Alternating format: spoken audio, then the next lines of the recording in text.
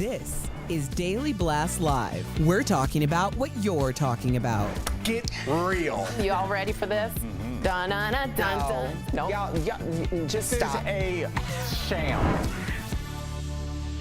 Welcome to DBL. It's Wednesday, September 15th, the first week of our 5th year on the air. Yes. I'm Jeff here with my friends, Tori and Al. You guys want to jump right in? Tori's off her phone, ready to go. Sorry. Hey, welcome to DBL. Were you on the phone when we started? Sorry. Oh, Jeff, like she was at work at a temp job, and just like her boss walked by, like, oh yeah, I'm supposed to be doing data entry. I'm used to this. I'm used to the 3, 2. I just have to train my brain. That's all. That's all. That's all.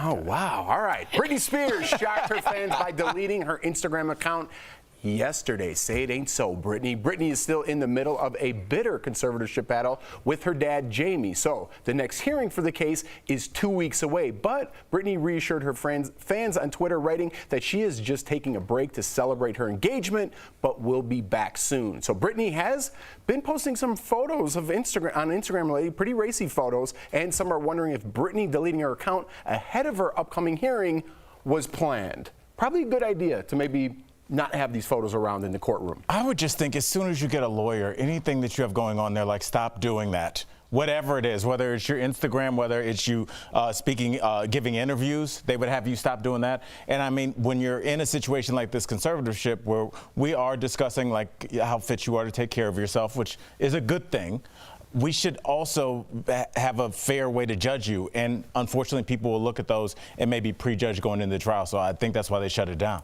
Yeah, I agree with you. Once you're with a good attorney, she was with an attorney, but not a good attorney. Now how's that possible? Because she was hired by Jamie Spears. So she finally got her own attorney, right? She picked this person, and I am positive you both are right. My dad always says, shut up, shut up, shut up before you go in. Well, your dad's a lawyer, so tell everybody. And it makes say nothing, do nothing that could put you in any harm's way. But I do want to say this as a female.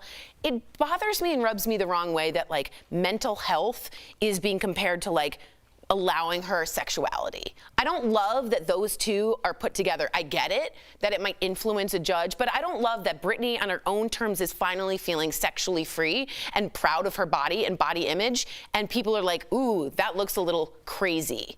I don't want to put those together, although I get that a judge might. Does that make sense? I don't think exploring Jeff, your sexuality... We're talking about a conservatorship battling mental health issues, right? Right. You have an IUD put inside you so you can't have children. There are bigger issues at play here. I get your women's rights and sexuality. If you're a normal person that isn't battling a conservatorship, you could post whatever you want. If you're fighting for your children and all the money you made in your lifetime, maybe take those down. Agreed. I don't know how a decent lawyer wouldn't tell you to take those photos Agreed. down. Absolutely. And honestly, like, let's be honest here. I agree with everything that you said. You know, I have a daughter that's growing and developing, and my girl always tells me make sure that she always feels comfortable in whatever she's wearing. Never say anything like, oh, you might want to cover up. So I get that. And as somebody raising a daughter, I try and take in what you're saying. Yeah. But on the other hand, if we had a CEO here at our company or any company and they were posting those kinds of pictures, especially if you were posting those, Jeff and I would text you immediately like, we love you, good for your sexuality freedom, but take those down because people will get the wrong idea. So I totally think get it. It's something you have to do. I agree with you both. I would tell you to ramp it up. Yeah. Is this a good idea? Absolutely. Keep it going, Tor. Speaking of Instagram, how bad is it for teen girls? We're going to get serious for a minute. Well, there's a pretty damning new report from the Wall Street Journal alleging that Facebook knows Instagram is toxic for teen girls. The article goes on to describe internal research slides conducted by Facebook. They say things like 1 in 5 teens say that Instagram makes them feel worse about themselves.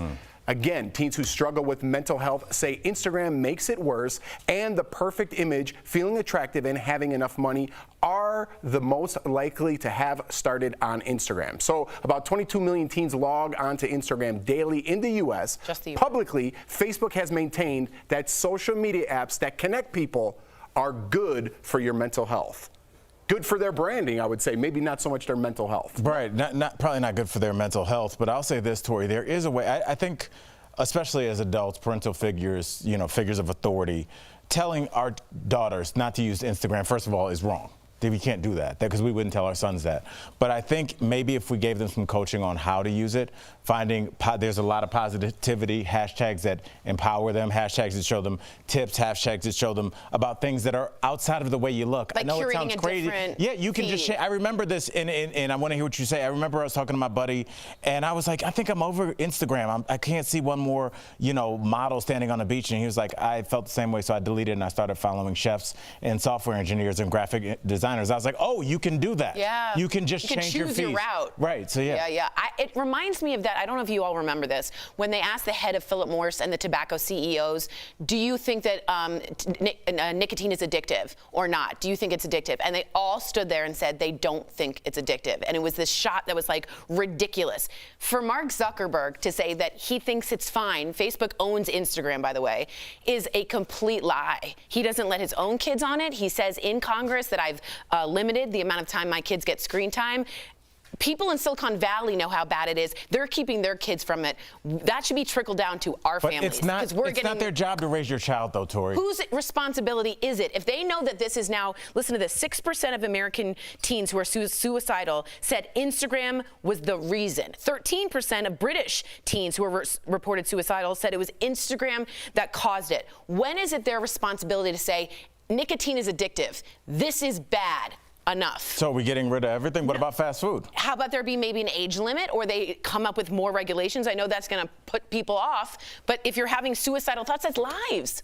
Those are girls. Listen, I've been saying it for a long time. I think celebrities are starting to jump on board a little bit. Not saying I'm the creator of this movement or anything. Yeah. But there's evidence, right? Right. Watch The Social Dilemma if you guys don't know, and then tell me you want your kids to be on social media. Like you said, CEOs, ex-people who created these exact products said we made addictive products just like a slot machine. Totally. It's addictive. Mm-hmm. They've done the same thing with Twitter and Instagram and social media and things like that. Mark Zuckerberg's protecting his brand. He's lying, but he's protecting his brand. Which is immoral. All right, guys, the internet isn't all bad, right? Like Al said, there's some chefs out there. Great.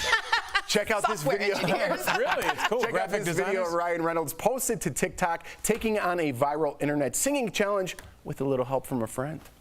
I could be hurtful, I could be purple, I could be anything you like. I could be brown, I could be blue, I could be violet sky. I could be hurtful, I could be purple, I could be anything you like. I could be brown, I could be blue, I could be violet sky. I could be hurtful, I could be purple, I could be anything you like. I could be brown, I could be blue, I could be violet sky. I could be hurtful, I could be purple, I could be anything you like. Yay! So how many minutes are going to go by till after the show when you try this yourself? I'm doing it. I already have it planned outside. Do you really? Yeah, me and Kelly are going to do it. But I have to say, they're in a movie together because they look like they're in period costume pieces. And Kelly, it's called Spirited. And so hopefully that'll come out and it'll be a big hit because I can't wait for two comedic geniuses to be together. I just want to let everybody that's watching that didn't see, Kelly is working with headphones on, and she just heard her name, so she sat up, gave a thumbs up like she was on an aircraft carrier, and went right back to work. It was the funniest thing I've ever seen. Can you hear her? No, and she can hear her name being yelled while a television show's going on. How about you focus on the audience? I apologize. I was confirming that was the name of it. Okay. Spirited. Hey, David, is it time to go? Oh, okay, good. Coming up on DBL, remembering Norm Macdonald, we've got the emotional tributes from late night hosts. That's coming up next, and our interview with Fran Drescher. What does she think about a possible Cardi B nanny reboot? I could see it. I could be hurtful, I could be purple, I could be anything you like. I could be brown, I could be blue, I could be violet sky. I could be hurtful, I could be purple, I could be anything you like. I could be brown, I could be blue. Closed captioning provided by. Tori, we weren't done with the Instagram conversation. It sounds weird for me to say, but I don't want to parent shame or parent blame. I'm a parent of 3, and it is super hard. But there is some point where you have to either notice that your kids are spending a lot of time online and looking at, because you can check over their shoulder and be like, what are you looking at? And you can get an idea of what they're looking at. If your daughter or your son is in their room constantly engaged and frivolous nonsense. For sure. I think that it's a problem. For sure. Let me say this. Your kids should be into something. That's the best way to take care of everything. Have them be obsessed with whatever it is. Right, and first off, it is a parent's responsibility to also take care of the timing of how much a person uses it. I'm simply saying, like Jeff said, I also think it's a responsibility of a CEO not to lie and falsely advertise. The CEO's responsibility is to the shareholders to increase profit. That's it. They can also be held legally responsible if they lie, like the Philip Morris people did, and they had to pay the biggest bailout they ever had in history because they were lying to us. Overseas, where it was less restrictive, and made their money back. But what has happened to teen smoking? It's gone down dramatically because we called them out and we said this isn't real, and we held them accountable. But why didn't we do that for alcohol? Well, why are we doing that for Mark Zuckerberg? First off, is he showing up in Congress? Because he makes a ton of money for a lot of people, and he has a lot of power. I don't care at some point if he's sitting there lying to Congress and saying, remember, he testifies But how can you in prove front he's of lying? Because there's evidence, as Jeff was saying. They've been some studies done, but I'm sure he can hire some comprehensive things to show all the positive things that Facebook's done, all the rebringing of families together. It's like together. saying Johnson & Johnson that made talcum powder. Remember the baby powder? Yeah. It caused ovarian cancer in someone, and she sued and won an enormous amount of money. That's like saying they can find studies. That's false advertising. There's evidence that shows it's harmful, and you're not letting us know or our kids. Cancer and somebody feeling bad about themselves not. You cannot prove that that's the exact reason why they did that. I hear you, but cancer. I take it very seriously too. I know. I'm just saying. It's harder to prove. I just think at some point the CEO needs to be held responsible, which they have in the past.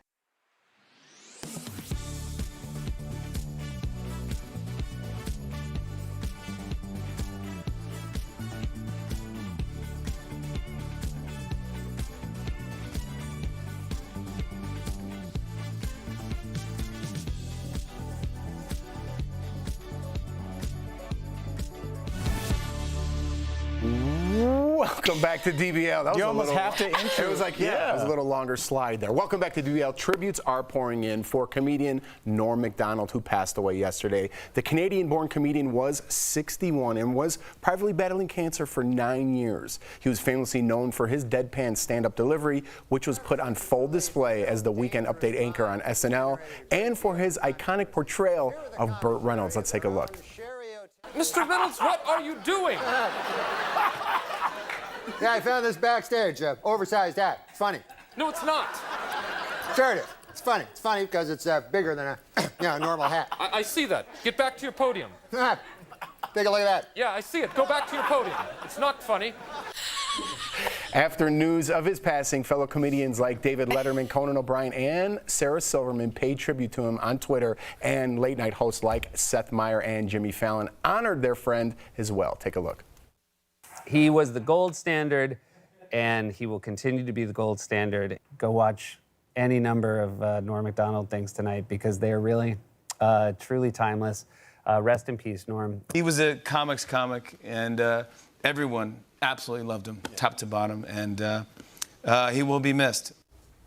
Al, you're a comic. What does Jimmy mean by comics comic? It just means that it's the person that does the hardest job maybe in the world, which is making comedians laugh. Not only do we write jokes and tell jokes, and we're tired of hearing jokes, and we've heard every premise, but also, you know, there's a little bit of a competition, like, I'm not going to laugh. So for somebody that all the comics kind of elevate and they say, this is our leader, a la Patrice O'Neill that's passed, or somebody that's still alive like Dave Chappelle, which is unquestionably the GOAT. You've done something real. It's when all the great football players say this guy was the best, or, you know, this woman was the best tennis player. It's a big deal. And Norm was like, because he was authentic and he lived in that authenticity, and it came out in his stand-up, and he was hilarious and he was himself to the end. Yeah, and he had that deadpan like smile the whole time that would just make you laugh on delivery. I watched comedians in cars getting coffee last night, and it's Jerry Seinfeld in cars getting coffee with other comedians he likes. It's a very simple premise. And he took Norm Macdonald. And as you were saying that is, Jerry was laughing so hard the whole time because Norm was joke after joke after joke. If you ever want to see a little bit more of a personal side, check it out. It's a really, really good episode. Yeah. Could you explain the coffee in cars with friends I didn't get it. Jeff, get a dry erase board and get some goggles. We need red strings. We're going to be mixing things. Wait, explain. Now they're comedians. It's called Pepsi at the Desk. You guys, it's going to be way over your head. You're not going to never get it. She's like, it's comedians. Slow down, Tori. Coming up on DBL, Fran Drescher weighs in on a possible Cardi B nanny reboot. That's next in Chatting with the Stars. First.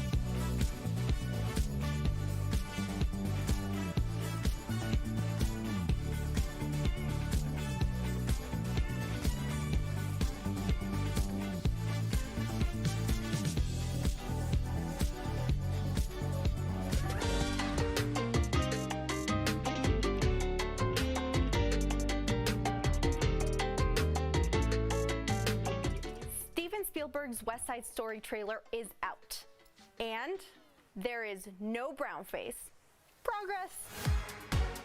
My name is Sofia Gonzalez, and the Jets and the Sharks are back, baby. Rachel Zegler is Maria Maria, and Ansel Elgort is Tony.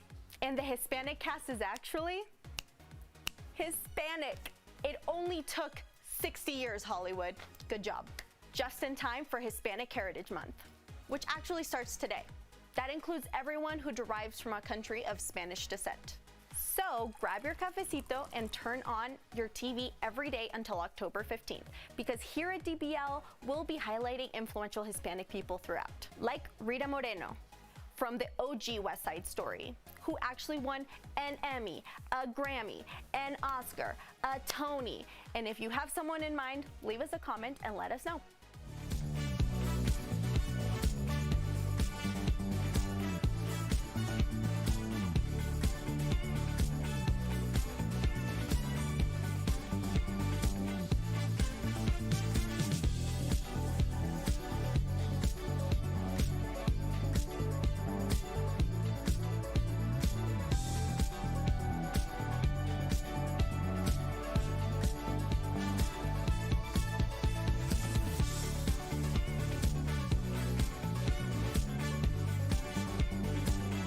Gift wrapper? Why did you tell me that he wrapped for Puff Daddy? Well, he did last Christmas. Yeah, see? Puff likes lots of bowls and those little plastic Santas. And Welcome back to DBL. After 6 seasons, The Nanny went off the air, leaving Fran fans wanting more. But now there are talks of a reboot and a Broadway musical. Plus, Fran Drescher is still leading the fight against cancer. That's in today's Chatting with the Stars. We're so happy that you could join us. We're glad that you're back. Let's talk cancer schmancer. You've been transforming healthcare and promoting awareness about cancer for years now. So what is the most important thing you want people to know about cancer prevention? That will save lives. Detox your home. We have a very progressive program, and people don't realize that we have a lot of carcinogens and toxins in our home, and that erodes the immune system. When your immune system is compromised, you become vulnerable to a lot of things. Cancer is the end stage of inflammation. And when you're exposed to things like toxins and carcinogens, you're going to start getting inflammation. Your immune system is going to be compromised, and you're going to be vulnerable to everything from virus to cancer, to autoimmune problems. There's a whole host of things, and it behooves us all to start reading labels, go organic, go eco-friendly, make our choices each and every day when we go shopping at the market, and replace unhealthy things with healthy things. Because how you live equals how you feel, and there's really no wiggle room in between that. We really have to clean up our acts and use our purchasing power to dictate more responsible manufacturing trends. Because what you buy becomes your vote, and what you don't buy becomes your protest. You gotta start running for something, Fran. Good Lord, that was well said. First of all, I'm a Jewish theater nerd kid, so you are like a hero to me. My family watched you all the time. Big fan, just want to say. All right, I want you to tell us about, thank you, my love. Tell us about your latest cancer fundraiser. It's The Nanny, it's Fran Drescher right now. Okay. It's a mahjong tournament, sorry, fangirling, but how did you get into the game mahjong? I have a girlfriend who was pushing for me to learn the game for a very long time. And finally I said, okay, we're going to get a group of besties together at my house and we're going to start playing. So we partnered up, 2 on each side, so we could be more people learning at once. And I was partnered with Rosie O'Donnell, who's a dear friend of mine, and we won. And someone took a video of us, and that went viral. And so we were approached by a global organization called Modern Mahjong. And they said, let's do a worldwide Mahjong tournament in support of Cancer Schmancer. So we're delighted to do that. And all of your viewers can go to cancerschmancer.org and sign up. Oh, that's awesome. Learn everything. You can play it virtually online, or you can get your own group together and play it at home. And we'll be raising money so that we can keep presenting the kinds of programs and educational videos that help empower people, transform them from being patients into medical consumers, and just learn how to pivot your life towards healthness and a bolstered and strong immune system. Mahjong, my word. Go ahead. I love she's figured out to mix entertainment with getting the word out. Yeah. And speaking of getting the word out, you were on Celebrity Family Feud playing for Cancer Schmancer, and we have a clip. Woo! Tell me something you'd hate to have happen while you're making love in a car. Fran. Get rear-ended. Get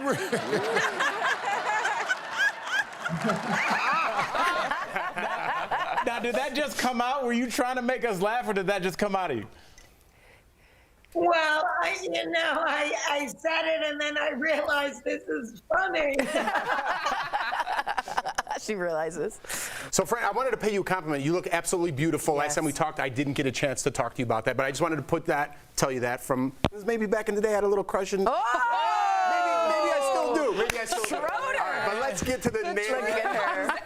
Let's get to the nanny reboot. That the fans are very much interested in. Yes. Cardi B might be taking on that role. Have you spoke to her about being in this reboot?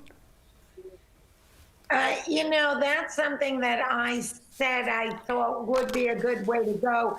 She has often compared her style with mine and done kind of a split side-by-side photo on her IG account. And I think she's wildly talented, very funny, and she has a funny voice.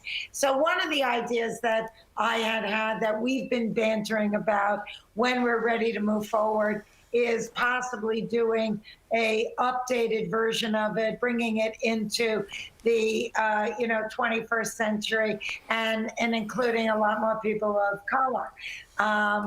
But we're not working on that right now because we're still working on the Broadway musical. Yes. And, hopefully that'll be a big hit. She wears so many hats. And you mentioned her running for something. She's the SAG-AFTRA president. I'm saying she should run. I know, but she should be president of the United States, is what I'm saying. That could come next, Fran. That could come next. Yep. Fran Drescher, thank you so much.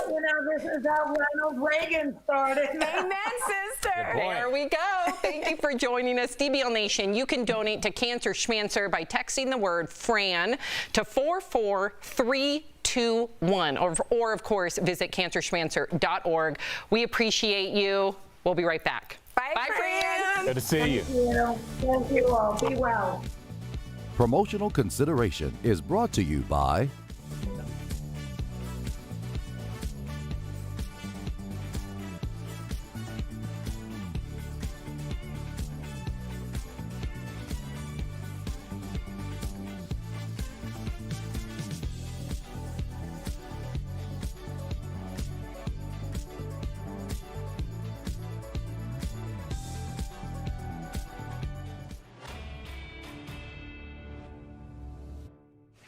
Some meteorologists called Hurricane Ida a once-in-200-year flood event. And NOAA said the heat wave in the Pacific Northwest earlier this summer was a 1-in-1,000-year event. But some social media users say these one-in-however-many-year events seem to be happening more often. So let's verify. Are rare extreme weather events happening more frequently? Our sources are NOAA, the Intergovernmental Panel on Climate Change, and the U.S. Global Climate Change Research Program.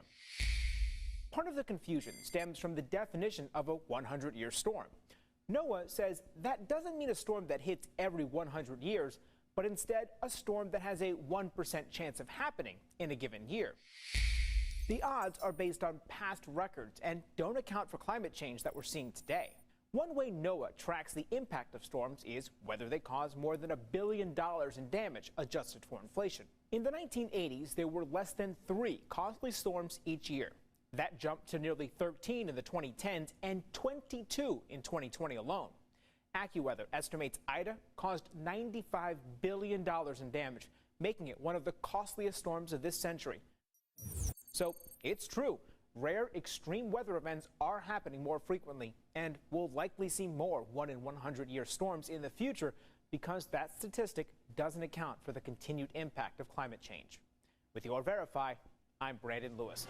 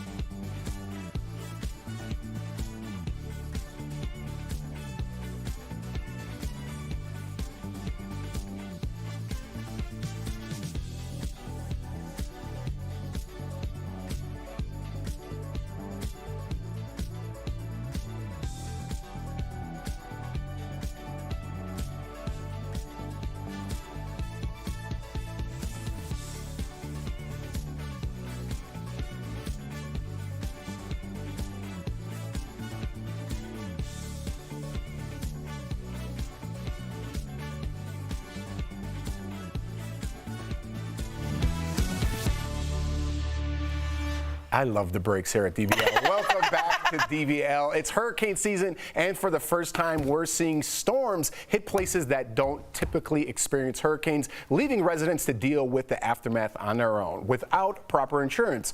So what do you do? We're chatting about it on today's Bang for Your Buck, presented by The Hartford. Standard home insurance will cover you for wind damage, but not much else after a storm. If a hurricane hits, you won't be covered for additional hail and flood damage, leaving you to pay for those costs on your own. Fortunately, you can protect you and your family by calling your agent to ask what your existing policy covers and purchase additional flood and hail insurance if needed. For quality and affordable insurance, the Buck's got your back. The Hartford will be happy to provide you solutions. Call the Hartford at 1-800-683-7108 or visit thehartford.com to learn more. Jeff, I saw this expose on these insurance companies that, were going after people that have been affected by Hurricane Katrina, devastated, not affected. And they were saying, you don't have coverage, you don't have wind damage, this is water damage, you're not covered for that. Like all these loopholes, so ask what you're covered for. Ask. Tori?